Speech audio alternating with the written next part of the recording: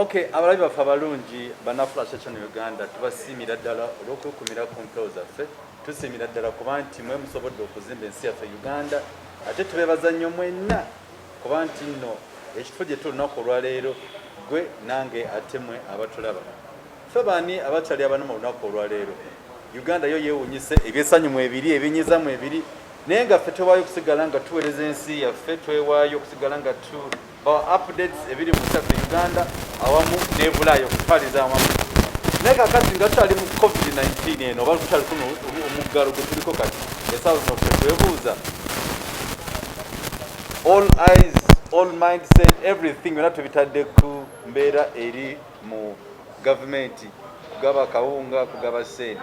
Naye ate waliwo issues mu ggwanga lya Uganda ziyitiŋŋana ate nga z'amaanyi nnyo. Kanko kyokulabirako Court Martial ine ebintu ebyabaddewo mu weeks ezebbiri emabega kaawo ne tuwa endowooza zaffe ne tuziteeka eri. N'ekyokubiri, the same week twalabako mukulu President Museveni yagambira owaayi buli ayambika yenna mugende babanoonyerezeeko babakwata babaggalire. N'ekirala the same process twalabidde noono omukulu gwe bayita Zuma wa South Africa. Basi abantu olumalibala okutwala Zuma mu kooti oba mu kkomera, South Africa beekalakasiza kumpi nsi yonna. Ekibuzo kiri nti ekyo kyo kisoboka mu Uganda singa mukulu tebwabulwa kituukako? Uganda esobola okwekalakaasa? Awo tulumbidde mukulu ya Lugaba ye ebintu bino abiraba atya mu nsi yaffe. Naye nga all our friends all over the globe, we are very happy to be with you. Tusiimira ddala okutwagala. We are very happy. Thank you so much for sharing our programs, and thank you so much for liking them. And kindly do not forget to subscribe on our channel. And do not even forget, those who want to be talking with Mr. Lugaba direct, on his number direct, which is 77291565. Please kindly, you can keep updated for all other questions. Ate nebaza nnyo nammwe abaagabya akawunga naddala abantu banno bannange, Katonda baddizeeyo, tumufudde nnyo okutulabirira abantu abali eno wansi. Bwetwenda mukulu ya Lugaba olunaku olwaleero okutangazaamu n'okwogerezeganyaamu ko tulabe embeera eno eriwo ogiraba otya ebiri mu South Africa, ebiri mu Uganda, be bagamba babika mukulu tebabula babasibe na bino ebya Court Martial ebiriwo. Nebale nnyo era nga bulijjo mbalamusiza nnyo abalabi baffe abalungi n'abatuuliriza baffe abalungi ba Flashlight. Eno nsinga bwetambula ensi Uganda bweto bwe tubeera n'okusingira ddala abantu ba wansi bagenda ne balobera ku kantu akatono nnyo naye binene nnyo ebigenda okubatta, ebigenda okubonyabonya abaana baabwe, ebigenda okubabonyabonya bennyine n'abazzukulu nga babirese wabbali. Naye nga gavumenti y'ebikola egenda mu maaso n'okubikola. Kati ekyokulabirako ekisooka, nze ndi musanyufu. Eno gavumenti nze njiri ku bampa, buli kyekola kyetegeka nkiraba era nvaayo nimbalabula. Simanyi bwaki nze nzeka nze njogera ku musango guno gwa Court Martial, simanyi lwaki nze nzeka njogera ku Court Martial nga abantu basinga obungi basirise. Court Martial eno mu bintu ebisa eggwanga lino nayo mweri, n'abanabyabufuzi baffe basinga obungi oba babiraba ne beesirikira oba tebabimanyi simanyi. So nze ndi musanyufu buli kijja I simply tickle your mind nimbalabula nti banange kino kijja, kino kigenze bwe kiti. Abatampuliriza olusi kibatuukako nga bagamba ate omusajja yayogera. Now nga bwe nabagamba Honorable Michael Kabaziguruka baali bamutute mu Court Martial n'awaaba omusango mu Constitutional Court ng'awakanya ekya civilian oba naye okutwalibwa mu Court Martial.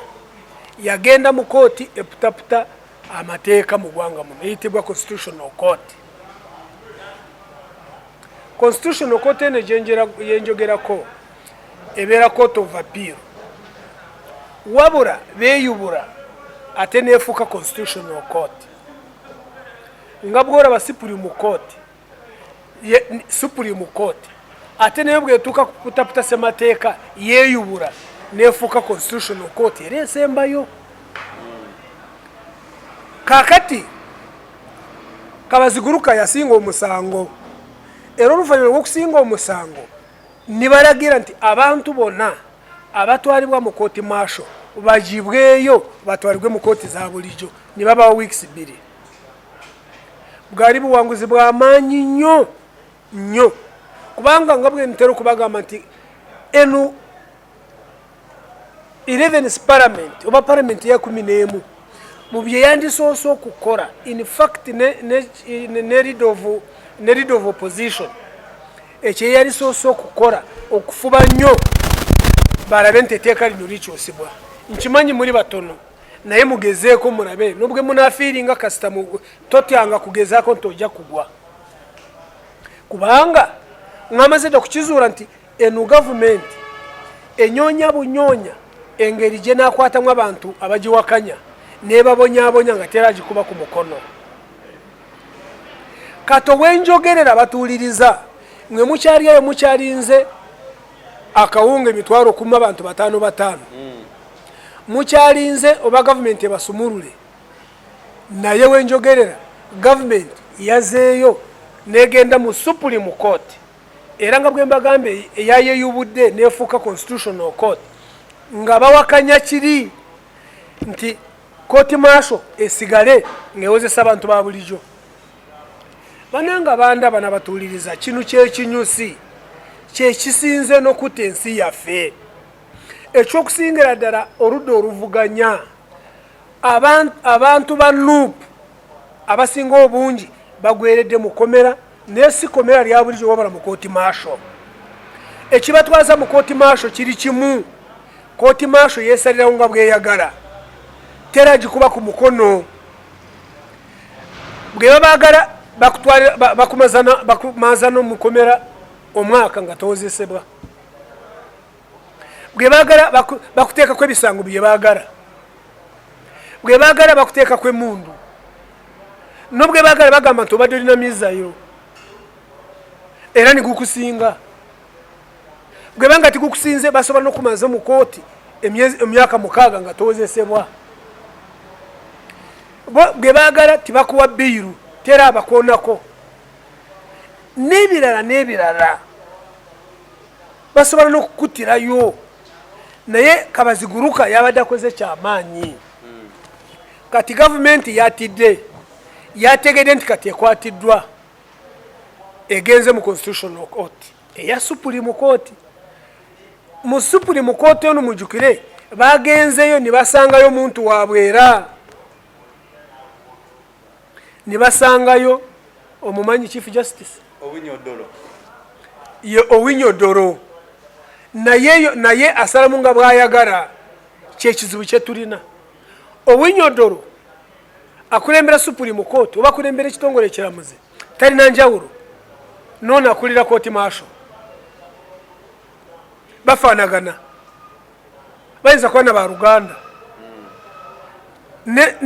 n'oyo musajja Owinyodoro asalamu nga bwayagala naw ekinyuziwe kiri twebuuza omusango bwe babaze kugutwalayo Antony General bwe yamaze okukora appeal oba okujulira yasabye Supreme Court Constitutional Court bye yasalawo ebiyimirize mbagirawo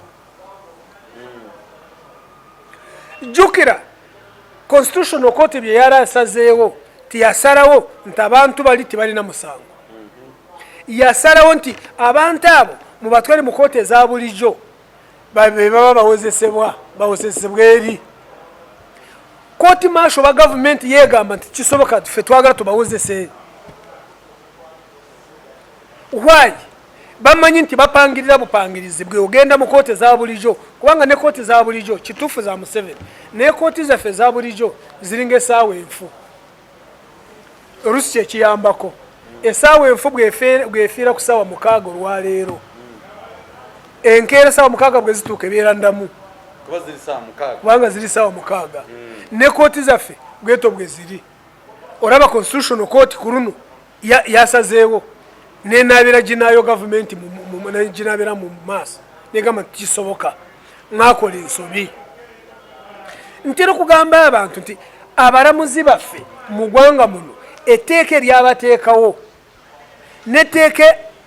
neteeka eribayambako kukola obulamuzi dungi nnyo naye bwakuba tulina ensi eyajulamu obufere omulamuzi yenna kasitafuuka amala ku teekebwawo ng'omulamuzi abeera yeetengeredde ekooti etteeka limukuuma teri n'omu asobola kumugoba ku bulamuzi kabe pulezidenti abatakyalina buyinza obumugoba etteeka eryo baliteekawo nga tibaagala pulezidenti ayingirira ekitongole ekiramuzi naye kyewuunyisa etteeka eryo abalamuzi balivaako ne bakolera mukama waabwe ng'etteeka weeriribwa kati laba winyondolo kati pulezidenti takyasobola kumugoba lwateeka eryateekebwawo abalamuzi bonna pulezidenti asobola nemukubyalugambo kimanyi nti bo ebyabo mu mateeka babigoberera naye ate eryabala mu mateeka bo enteeka gye babateekawo pulezidenti yasooka kulaba nti ono kadda waffe buli kumpi mulamuzi omukulu aliwo abeera waabwe era pulezidenti yabalonda naye ate ekyo tikibagaana kusigalamu nga balinamu kamunyenye ak'obulamuzi nak'obuntu kyova olaba constitutional court yabanabidde mu maaso negamba tikisoboka ensi yonna weeva ne weekoma gavumenti bwefuuka dictatorial bwefuuka yanakyemalira ebitongole ebibiri byebiyamba ensi palamenti n'ekitongole ekiramuzi kubanga executive yesobola kusuuka dictatorial naye kyanaku nti mu Uganda buli kitongole kyonna kifu executive neefa omukufa kwayo nemera ne palamenti nayo neefa omukufa kwayo nemera ekitongole ekiramuzi nakyo nekifa abantu baali badde baddukira mu kitongole ekiramuzi kati wanu gavumenti eringa eteriiwo yakubonyabonye bantu now twebuuza mu Supreme Court eyeyubudde nefuuka constitutional court Attorney General bwe yatuuseeyo yawaabye omusango ng'agamba nti bayimirize constitutional court ebyo yasazeewo byonna Supreme Court ebiyimirize Owinyodoro tiyalonzalonzeza yakanyiza na Attorney General byonna ebyo babadde basazeewo n'ebiyimiriza mpaka bamaze omusango abatuuliriza njagala mumanye nti Attorney General awaabye eki era Chief Justice Owinyodoro ne banne bakanyiza ki ne Attorney General bene gavumenti ekisooka omusango gw'akazibaguluka bagusanga bagamba nti abantu bonna bakwatibwa amagye ne batwalibwa mu kooti maasho abo bonna tubawadde weeks 2 mubatwale mu kooti za bulijjo era timudanga mukukwata muntu yena nimutwara mu kooti maasho nga civilian timukyalina obuyinza timudangamu okutwara muntu yena nga civilian mu kooti zamwe ebyo byonna Supreme Court yabiyimiriza nga kikutegeeza kati nowe twogerera amagye gasobola kukwata ate ne gakutwara mu kooti maasho ngeteeka ligamba civilian takola ki bati yataddeko interim injunction Supreme Court kubiri ku kooti ebaddirira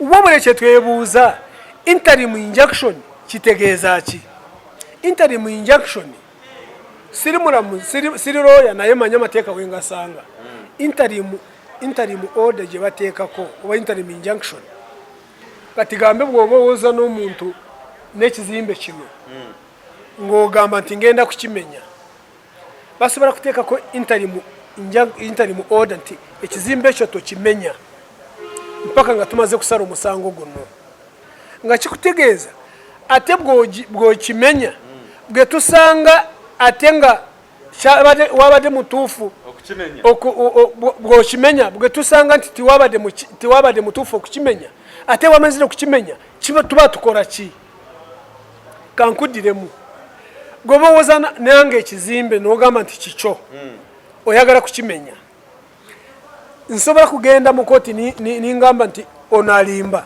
ekizimbe kyange ayagala kukimenyera bwereere takimenya ninsaba interim order kooti erina obuyinza obumpa interim order kubanga bw'okimenya ate bwe basanga nti oli mukyamu ate nga wamanyizira kukimenya ng'olaba kiba kituufu okuteekawo interim order kubanga waliwo akabi akasobola kubalukawo ng'omenya ennyumba maze kugimenya naye basanze nga siiyo. Now Supreme Court okuteekawo interim injunction nti bino tibikolebwa nti kubanga constitutional court tenaba kugamba nti abantu bano tibalina musango egamba nti abantu bano bonna be mwakwata ne muteeka mu kooti maasho mubateeko mu kooti ya bulijjo okuteekawo interim injunction oba otyaki kubanga era ogambye bagende mu kooti zire za bulijjo kooti eza bulijjo zenjogerako ziri ne Supreme Court era kooti ya bulijjo constitutional court kooti ya bulijjo ne kooti za wansi kooti ya bulijjo wakujja kwe ey'amagye kati wulira Chief Justice Winyodoro agenda kwekuba akalipo bwakoye taswara bwagamba nti muddemu muwozesa abo mu kooti ey'amagye kubanga kiba kitege otyaki gwe kuwozesa abantu abo. Ekyokubiri waliwo ebyokulabirako bingi. Jamiru mukuru mumanyi Tanzania agambye nti ye leader wa ADF newuunya gavumenti eno n'abagipangira babofu bonna okwata otya Jamiru mukuru rebel leader wa ADF emanyiddwa obulungi n'otamutwala mu kooti maasho naye gwosanze nga ayambala t-shirt yakyagulanye n'omutwala mu kooti maasho bano abantu basanire kubanga bakyatufuga ewenjogerera abantu babadde baagala kuta general wamwe Katumba abamu mwabase abalamu bakute timubatute mu kooti maasho bali mu kooti za bulijjo wulira okwekuba esasi mu kigere abobo ababadde nokuta ababadde baagala kuta general wamwe mubatute mu kooti za bulijjo naye abawagizi bakyagulanye bo bagenda mu kooti maasho. What a contradiction. Bano abantu lazima emitwe gyabwe mulimu ki now nze omukulaba okwange Obunyodolo nze nkimanyi talina nsonyi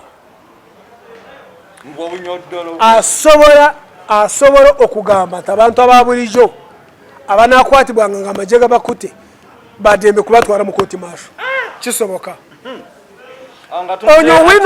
Obunyodolo ono gwe mbagamba yeyarasala omusango gwa Kyagulanyi n'agumulekera ng'avuya buvuya era y'omu eyabba fayiro ya munne yes eyabba fayiro ya munne ng'aleese judgment nga tefanagana neyaabwe n'agimuba kulagamba tojja kugisoma oyo gye bagenze. Kye mbagamba bwe mubeera n'ebitongole n'okusingira ekitongole kiramuzi nakyo bwe gifa gavumenti n'ekiyingiramu ensi aizuru Katonda yeka yabasalawo kubanga kooti y'amagye etyaki ekooti ya bulijjo ng'ekuta abantu ne bagamba nti ffe tulina okubawozesa nga namwe mwenyine mukwata abayekera balina emmundu ne mubatwala ate mu kooti eya bulijjo mwe mwenyine naye obuludda lwa opposition boni mubatwala mu kooti maasho ne Kazibaguruka bamutwala mu kooti maasho nga FDC kakati ng'oraba ekintu kiri mu giraasi ne giraasi gye njogerako Obunyodolo agiraba nga plastic ye tasobola kulaba nti kino kiri mu giraasi tikiriyo. N'olwekyo mwesabire mwe abantu ababulijjo kiri kintu kyenjogera kikulu nnyo kyekisa eggwanga lyaffe. Abantu banupu bagweredde mukomera mu kooti maasho nga bagijingirira ebisangosango nga babaleeta mu kooti we baagalira nga babasibidde bwerere babaji omwana omu bamuteekako nti alina masasa yali mukomera nibabateekako abawagizi bakyago nibabateekako nti balina masasa 4 naye nga bali mukomera e Masaka nibagendawo omwana omwe yali asibirwa nabo awakaawe nibagenda mu kasasiro yali awo arawe ebweru nibatakulamu nibajjamu amasasa 4 nibagamba nti engeri gyasibibwa nabali bonna tubakutte n'amasasa 4 no government ze simanya abantu abagikoleramu amasasa 4 jukira nabagambako nti oyo musajja wa NRM mu makage gye balyaga naye nga mwana we wa Nuupu nga omusajja agamba banange kasasiro nze namuyodde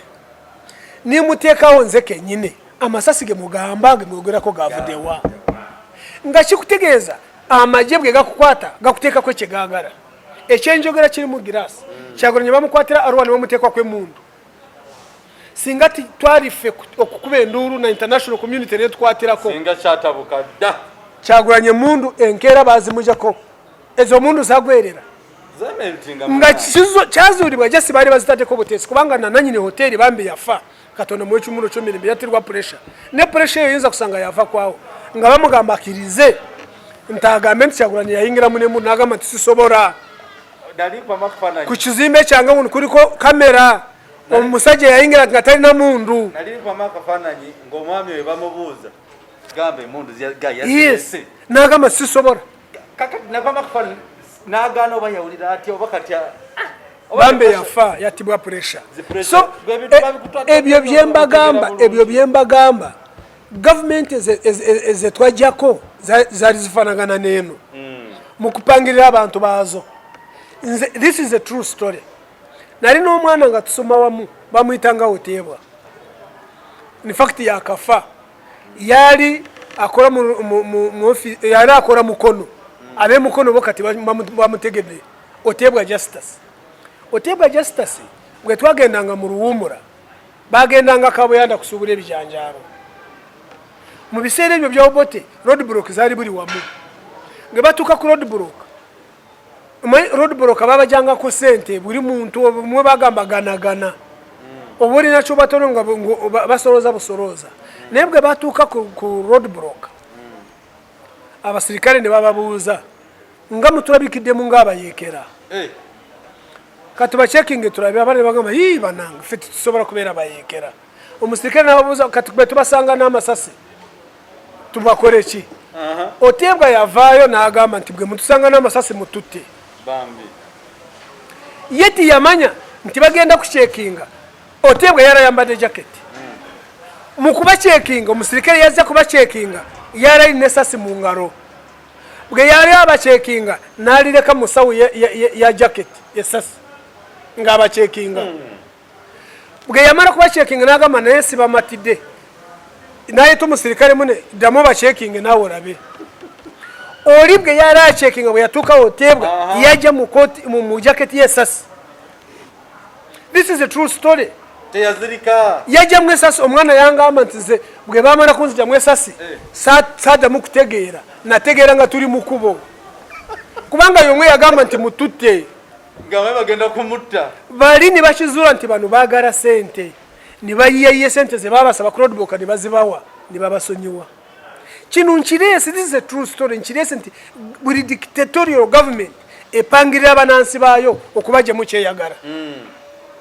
can you imagine oyo mwana yalina ekizibu simanyi yalina omukisa omubi ogutagambika eraba yeyayogera eraba gwe bataddemu essasi gavumenti yonna bwetuuka ku kisenge ng'eyagala okugwa etandika okupalaapalanya ekola buli kimu okusigala mu buyinza wabali in the process abanansi bafa ebatira bwereere ebasibira bwereere nekola buli kimu kyova olaba omusango guno singa ekyendaba ekitasoboka bwe kisoboka ne Supreme Court n'ekikoonamu Uganda ejja kuba esenguddeko mu kooti za Uganda kubanga nze omukulaba okwange kyekimu ekisa eggwanga lino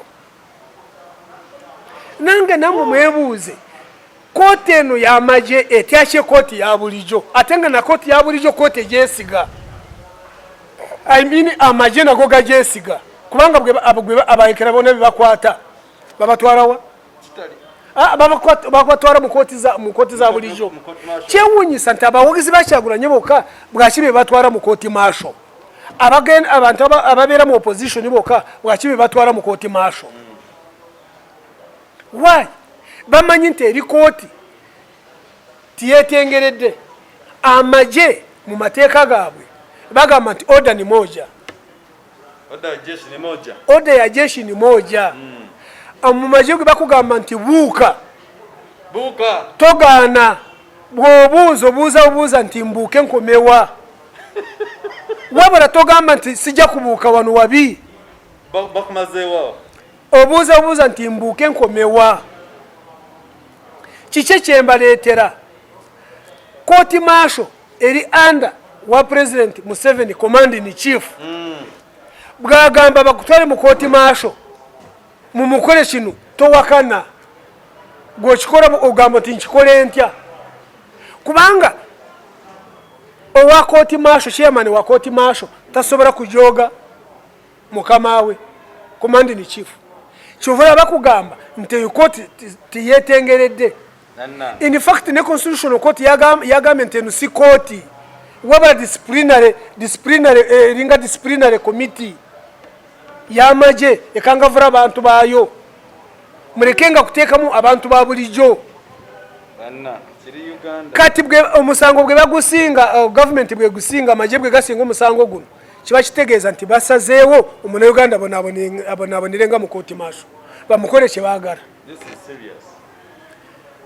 Okimanyi nti kooti maasho abaserikale bwe bakukwata basobola kukutwala ne bakusiba ne batakuwa n'ogenda n'ekitalya oba ludda wa nga tibakuwadde n'abaroyers. Abantu bangi banuupa bali mu kkomera nga tibalabye ku baroyers baabwe. Kooti eya bulijjo n'obugenda byekusalidde bubi ekyo yo tekikiriza. Hafazari egamba nti bakunyonyeze roya akabasanga abuze banoleta yango odoro. So ekyo nkibaleetedde kubanga ndaba mulobye mwena musirise n'ebintu eby'omutawaana ebiyitawo kati abantu ababulijjo balobye ekyo tibamanye kitegeeza tibamanye lwaki Antonio John yagenze mu Supreme Court ebyo byo tibabiraba. Now ku kintu kya president okugamba yaragidde nti basibe buli yamubikako bwakubanza okirese sandi kyogedde nako kubanga nkuyagalira kulaki nkirese nga njagala nnyo okumanya kitegeeza ki why now why that big boss and when other countries bakuba amayinja ne babavuma ne bakyusa ne bakola buli kimu why is it so nti mukulembeze waffe wano yeye wayo nagamba why okay mukusooka si kirungi kubika omuntu omulamu. Yes. Mu buntu si kirungi wabula ffe ate tugenda mu maaso nitunyonya bwaki president atuuka kubikibwa ate nga mulamu. Abantu bakukyawa ge bakukyawa bakulowoolezako buli kibi kyonna awo ffe tugamba nti president atuuse wabi kaabe omuntu gwe twayitanga Kawenke n'Obote tibatuuka ku kyakumubika kaabe Amini tibatuuka ku kyakumubika nga bamuyita Kijambiya naye olaba president omulamu batuuse kugamba nti ofudde ng'okyali mulamu kiba kikutegeeza nti gwe wakyayibwa okutuuka wala weewawo nze sikiwagira era sobola kukikola naye nze mukulaba okwange ne president Museveni yaluguddemu nze singa nawadde president I would have ignored that. Ndi mulamu bwombika n'ofuna muki tewali ofuna muki nga ndi mulamu nga nekola emirimu gyange wata nakyo kunya president aluguddemu abamuwabula bamuwabudde bubi yandibalese ne baswaruuka mpaka ekyo nze kamba ekyokulabirako nze kenyine mu lockdown eyagwa waliwo bateeka ku mukutu gwa Facebook ne bagamba nti byalugaba bamusibye ndowooza oyinza kuba wakiwulirako mu December ate bakiteeka ku budde nga busaasana ekiro omuntu omumukwano gwange yankubira esimu saawa 10 gw'ekiro omukulabe esimu ningitunulira nindaba nga ngimanyi ono aguddeko ekizibu kiki omukugikwata eddoboozi nga ndimanyi gwe byarugaba ate nga bagambye nti bakusibye ntaana agambye alina erinnya nze lindemye n'okutegeera ninzukuka ninzigulawo Facebook yange ndabe definitely ningisangawo nga bagamba nti byarugaba bamusibye ekyo nakola nateeka ku mukutu gwange nti oyagambye nti bansibye alimba wendi ayagala ninteekako n'essimu yange ankubireko onaalimba nikikomaawo yes nikikomaawo in fact as we talk now nokumujukira sikyamujukira wabula nzijukira after like some 2 weeks yaneetondera yateeka ku mukutu n'agamba nti nsonyiwa oba yayita mu inbox yange nubwo yagamba bwato samufaako in fact nakati sikyamutegeera simumanyi ninkirekera osonyiwa ndi waka neebase mu buliri bwange n'ogamba bansibye kati nvudde ngamba nti katofunye muki nikikomaawo okireka bulesi nga bw'oyogedde bapulezidenti abamu babakuba amayinja babakuba waliwo yes omumwe bamusibye aliwo yakubye oluyi pulezidenti wa France namukuba oluyi yappa naye bamukwata bukwasi bamutwala mu kooto bamusibye b'emyezi 6 onga mukubye oluyi naye gwe lowoozawo singa yali kuba Museveni George Bush bamukubanga tto George Bush bamukubenga yajja beegatta hey so ebintu bwe bityo bapresidents nammwe ebyo bimwe mubivangako katoye bamusibye emyezi 6 singa mbalayira singa oluyi yali kuba president Museveni Kalaba yandivuddewo gweyogera ku Kalaba yandivuddewo tebali mututte so nze nakirabye nga kintu kya kati mubayiga bw'onoobasiba ate abantu abamu balina efujjo ate kati bagenda kutandika kuteekako ebintu bingi kubanga bategedde nti gwe oli mutiitiiza otya okukubika bajja kugenda n'omaaso bakubike ng'oli mulamu onaakwata bameka waliwo obuntuntu pulezidenti bwe yalivuddeko obutagasa nombeka nti ndi mulamu nti ndi mufu nga ndi mulamu in fact afazali naligenze ku TV nga mpa address yange nga mbagamba nti munange waliwo nubwo wali bavumye kubanga otera kukozesa okuvuma waliwo idiots abagamba nti ndi mufu ndowooza guno gwe mulambo gwogera nimbalengeza bwe nebikomaawo naye bwonna mwenadduka ku bantu ono simanyi ono abantu bali ku bukenga nze ekyo nakirabyemu nti just president yagudde mu kakolyo ak'obutiitiizi ekyaki mulwaffe oluusi tugamba agudde mu mbi z'abayaayi naye lazima si kirungi okubika omuntu nga mulamu naffe ku Facebook banange ku Facebook namwe mubeere munako obuntu bwakibika omuntu nga mulamu olumu lazima babikako ne Kabaka ne babikako na BMM ono wananyini hoteli na hoteli Africana abantu namwe mweddeko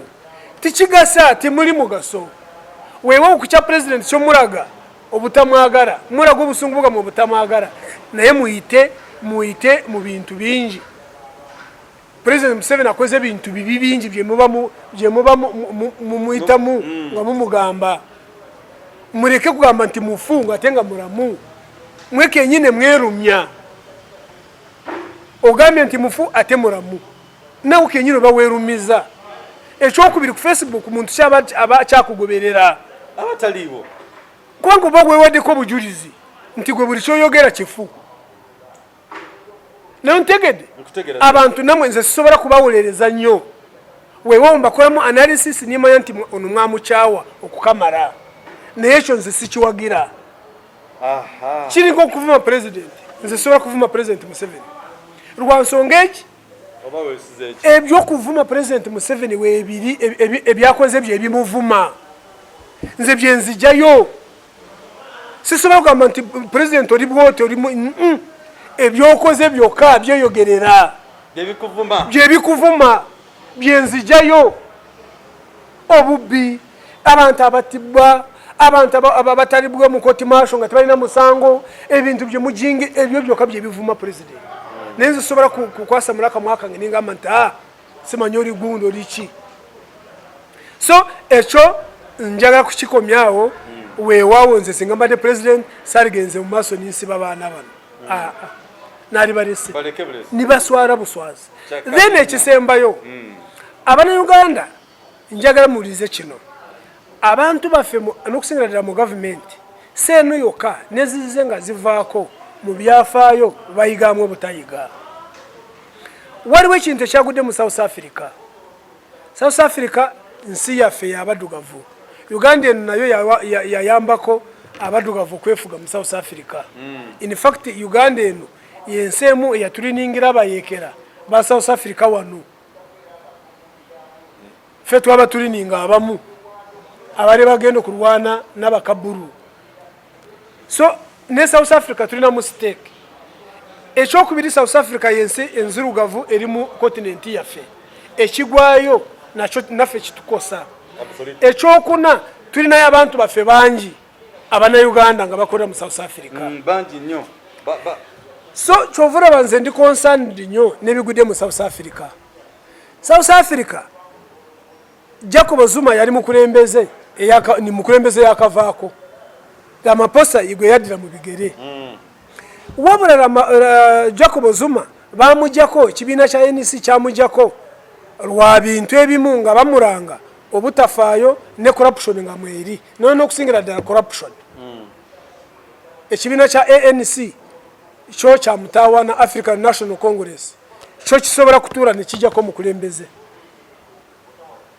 si kyo nti mu Africa tulinamu ekibiina ky'amaanyi ekisinga ANC era kirina enkola ennungi nga African National Congress kati nga President Museveni bino ebyakola abantu bali tujja kyankwazi ne bagamba nti toddangamu kino toddamu kwesimbawo bwoba toddamu bwagala ne bamujja ku bukulembeze wabula ekyenjawulo ffe kituliwo gundi ekyankwazi bwe bagendayo ziba ndiga z'omukulembeze alagira buragizi naawe ekinyusi kyengendako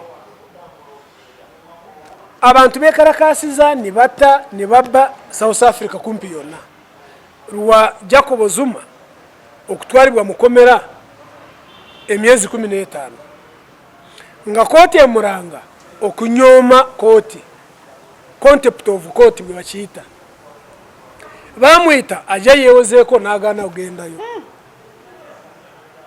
in the first place I think Jacob Zuma yali akoze ensobi yokugaana yali badde agenda mu kooti gwe gwandimusinze yandijulidde naye n'otanyoma kooti ne basala omusango na abstentia kubanga eri gavumenti n'ojulira n'oraba kubanga South Africa yo ekitongole ekiramuzi tekinaba kubeera kifu nga wano so omukusooka yali nsobi wabula ekyaganisa Jacob Zuma naye agamba nti ebisangasango ebyo bamuteekako bipangirire bwe biba bipangirire nze omukulaba okwange wali tasolinze nabo in courts of law kubanga sikiwa nti kooti za South Africa nfu nnyo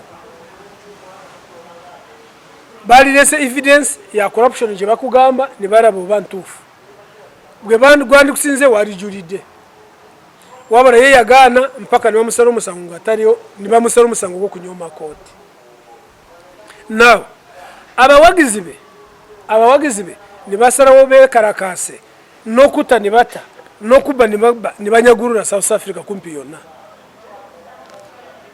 naawe kyetwebuuza abo bantu abo beekalakaasa lwa Zuma okutwalibwa mu komera oba waliwo ekirala oba yali spark just simply spark nze mukulaba okwange ekyaleetera Zuma ekyaleetera aba South Africa okwekalakaasa si Zuma kumusiba waliwo ekirala ekyo babanja government n'obusungu bwabwe babuyisiza mu Zuma. Zuma okumukwata ku mutwaro mukomera yali simple spark. Kiki kyentegeeza? Awe njagala okulira ekinyusi. South Africa eno obwavu obuliyo mu nsi za Africa n'okusingira ddala abaddugavu abali mu South Africa obwavu obuliwo tibugambika. Bwandibanga be basoose okubeera abaavu be bamu ku baavu lunkupe. Abaddugavu South Africa erimu ensi bbiri, ensi y'abaddugavu n'ensi y'abazungu.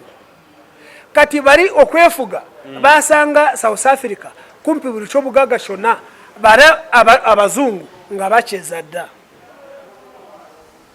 Nubwo naba nga beefuga obwavu bwasigala nga bwa mutawaana. Inequality eri mu South Africa tegambika. Abantu baavu okusingira ddala abaddugavu baavu okukamala tibalina mirimo. Bafaanaganako n'Abannayuganda emirimu gye batalina. Kaakati bwe bafuna ka chance ak'okuyitiramu kyova olaba gwoba otera okubagoberera olaba omuntu asimbye benzi wabweru nga bwe omufalisi. Omuntu ng'ali mu benzi olaba agulawo benzi ng'aba TV. Benzi eno nsi ki? Obw'okubeera abaavu naye nga waliwo nabo bali kumpi nga Uganda eno abagagga nnyo naye abaavu baavu nnyo. Ekyendaba ekyokubiri ekyo kyekisinze okutta South Africa. Inequality nti revo y'obwavu y'abaddugavu bali mu South Africa gye baliko eri wala nnyo tekwatagana n'abagagga abaliyo. Omugagga mugagga nnyo naye omwavu olunkupe abaliwo lunkupe nnyo kumpi nga wano wennyine. Nasomako atike mungegamba nti mukulu Zuma bamusaba yeesalyeko ekibonerezo namugamba either weesibirewo for given period of time oba salawo okusimazo kyoyagala. Ye n'agamba nedda. Ekyo sikirinaako bwino kubanga ekyo ate Zuma sikiwa nti yalivudde awaka kubanga bamuwa na ultimatum nti olina kweripotinga ku poliisi niyeetwala singa kyali bwekityo ate balimu de ultimatum yeetwala bwetwazi. Olaba enkwata gye bamukwatamu ne bamukwata bulungi mpaka ne bamusindika mukomera. So ali mu kanyogoga. Ekyokusatu kino nakyo kyetuyigamu ki? Abalamuzi baffe mugenderere abalamuzi mu South Africa ekye baasalawo n'ensala yaabwe ekyereetera South Africa ekyetuuseeko. Abalamuzi basobola kununula eggwanga, abalamuzi basobola kutta eggwanga. Kati judgment, just that simple judgment y'emyezi 15 ebadde mazeewo South Africa.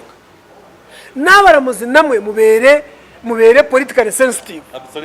Ekyengenda okukola kitwalawo eggwanga. Kati kyova olaba twewuunya Chief Justice Winyodoro eyagaananga obujulizi bwa Kyagulanyi. Ogaana bwaki? Gwe kennyini osigaziza obuyinza obutuyita discretion of powers.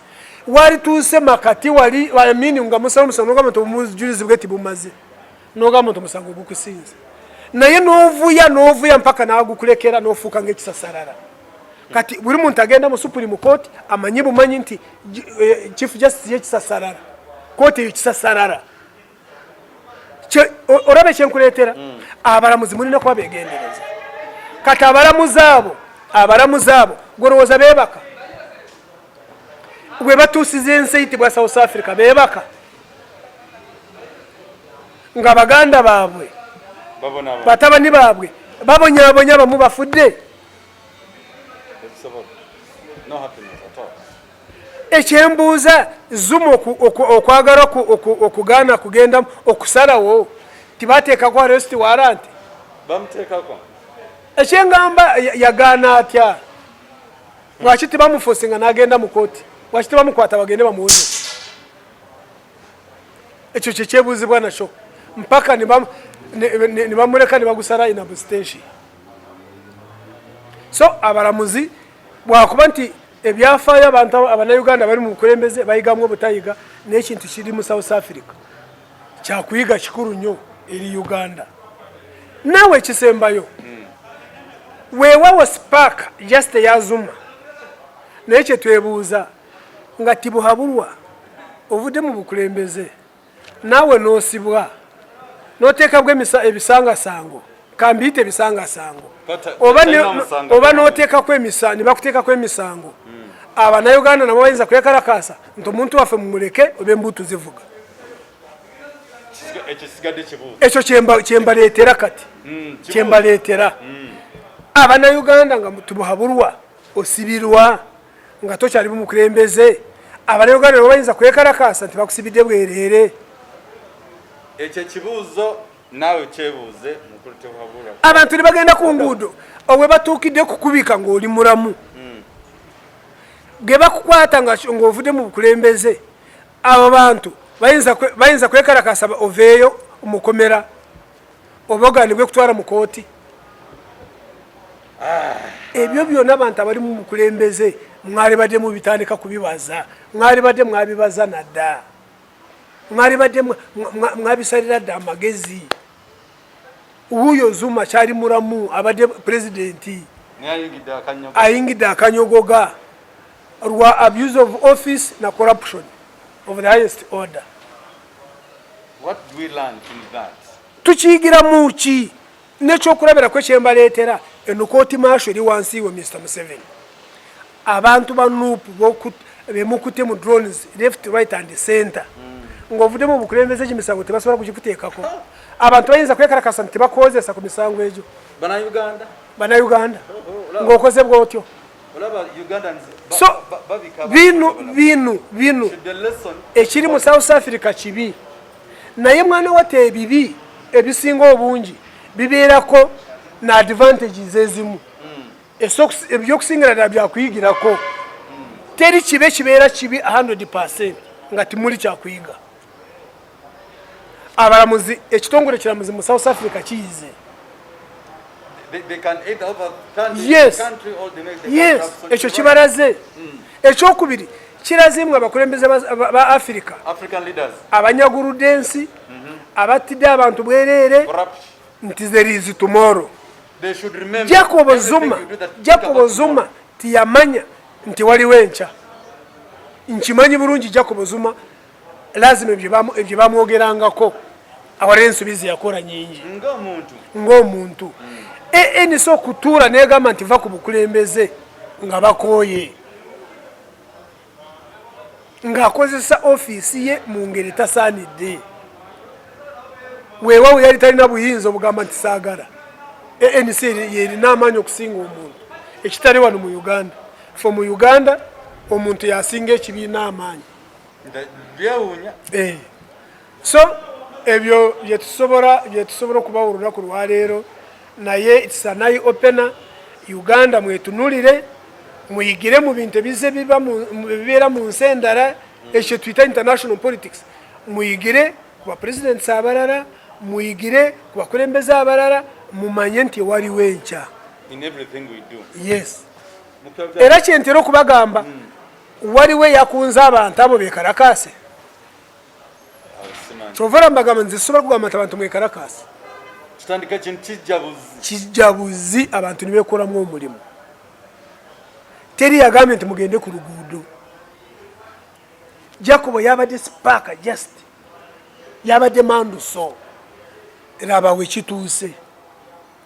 Naye kye twebuuza ekyo kisobola kutuuka wano gwe nange. Yewe kituukawo gwe nange. Mukeruga nakutalekeka. Omukulembeze omulonde gwe bayita Bobi Wine the Gladiator yangiddewo yakomyewo. Bobi Wine mugezi. Ora Bobi Wine abasiza kasiriso. Weewawo abantu beboogera. Nze ekinjagaza Bobi Wine. Oraba kire kye nakuleetedde nti buli kumpi mubaka wa Nuupu agaba emmere. Katonza gwange Bobi Wine takola.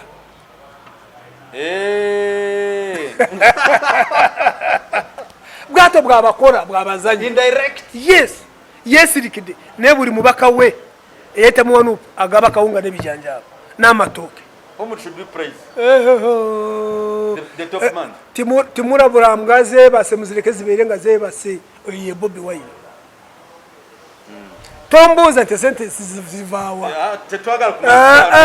naye nga eyo opposition gye tulina okutunulira gye tulina okuwagira. NRM terina babaka si yesinza babaka kumpi terina nga bina bwakibo tibagaba Katonda ekyabakuba abakubise 7 abagamba nti mwe musande kufuge gwanga lino nze nga nyamba abantu bange imwe mukola ki? Eyo opposition gye tulina okutunulira kati abadde yetambulira mu nsi z'ebweru ali eyo naawe akajja kumusanga nga yeetulidde naye ayita wansi n'akola ate n'akola ekituufu. Ebyembi abali mu gavumenti tibamanye kyakola kati nabo nze mbalayirira n'ababaka ba NRM bajja kutandika kugaba kubanga yabakubye wala bwaki buli mubaka wa NUP agaba emmere kati n'abantu abali mu gavumenti kino nakyo nkibalemu kumanya mwe mugamba kati nogamba tiseyamba bano nyamba gavumenti bwaba omuntu ali mu opposition asobola kugaba emmere ku bantu babafa ate gwe oli mu bukulembeze na biliyoni za 5 mu 2 zikulemye kutuusa ku bantu oli mu bicupuroba abo mu opposition bo bagaba physically kawunga bijanjaalo si bifu bo baleeta biramu kubanga bakola bawali ngo bagabira bishi ebifu kati bo baleeta biramu. It is this generation that is learning from the other kati inkubuuza abantu bwe baraba buli wanupu nga agaba emmere agabira abijanjalo n'akawunga n'amatooke kati ani president gwe batendereza kati the gladiator Bobi Wine mbasiibudde tuyinza obutasoka olunaku olwayo naye nga tusiimira ddala twagala mwebale kwekumira ku mpewo the Flash Channel Uganda abamu abaliko ku Point Media abali kwamu ku Bambi Charity and other areas mwebale nnyo kuba nti Uganda eno kyo kitu kye mulina okumanya nti all African leaders, let us learn from what has happened in South Africa, what is happening in South Africa. Because if you don't learn from that, we don't know whether our tomorrow is safe. If it has happened in South Africa, which is Africa, then it can also happen in Uganda at one time. So, the ruling system at the moment, what do you learn from that? And if you're learning, how are you going to help the upcoming generation from what has happened? There is tomorrow amidst of everything. Keep subscribing and sharing all our channels. COVID-19 is still real, still killing people in Uganda, is still very, very much viral. So that tumanyo wetuda na nkwadde kamera kaganya okutuuka naye tubasaba mwabasobola okuyamba kwa namwe mubayambe where possible help them. Ate muna abaze mbifo bino ebipya congratulation mukutula byataddewo n'abakadde abagenze munange mutulabyeko nnyo namwe ng'abalala akumi atakumira mpeera mweraba mubere bulungi.